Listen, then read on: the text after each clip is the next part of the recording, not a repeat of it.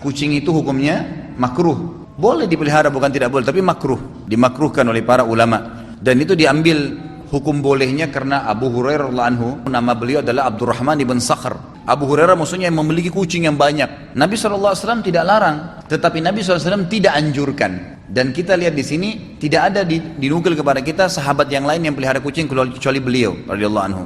Maka ulama mengatakan dianjurkan atau dimakruhkan untuk memelihara kucing karena kucing juga termasuk hewan yang bertaring, tidak boleh dimakan. Maka sebaiknya jangan dipelihara. Otomatis kalau dia bertaring, yang haram dimakan dagingnya berarti kotorannya najis. Najis benar-benar membatalin wudu. Kita kena kencingnya kucing, kotorannya kucing itu langsung batal wudunya.